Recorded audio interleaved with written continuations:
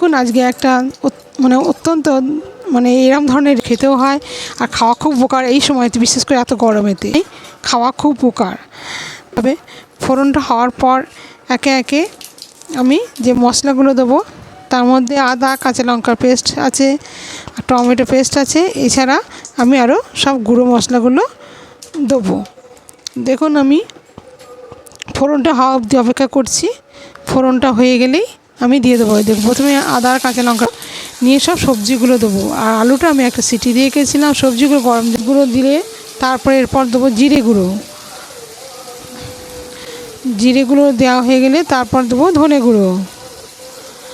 ধনে গুঁড়ো দেওয়া হয়ে গেলে তারপর দেবো আমি একটু লঙ্কার গুঁড়ো দেবো।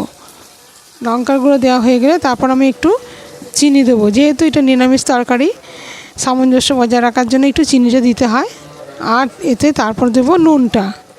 ব্যাস এই ছিল আমার আজকে মশলা দেওয়ার। তা দিয়ে এবার এই মশলাটাকে আমি তেলের সঙ্গে ভালো করে একটু কষে নেবো।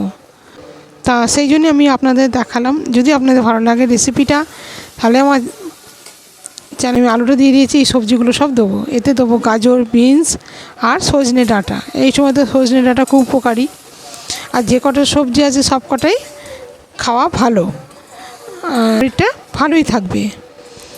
আপনার সেদ্ধ হচ্ছে ততক্ষণ পর্যন্ত ঢাকা দিয়ে রাখতে হবে।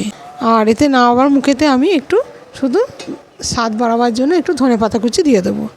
দিলেই আমার তৈরি যাবে। দেখুন 10 মিনিট হয়ে গেছে, গলে যাবে একদম কচি ডাঁটা বলে, সেই জন্য এটা একটু পরে দিলাম। আর আমার হয়ে যাবে।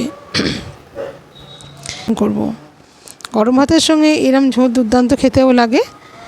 আর গ্যাসটা অফ করে দিলাম। এবার আমি পাত্রে ঢেলে ফেলবো। নিয়ে দেখুন কত সুন্দর পাতলা ঝোল হয়েছে। যদি ভালো লেগে থাকে রেসিপিটা, অবশ্যই আমার পাশে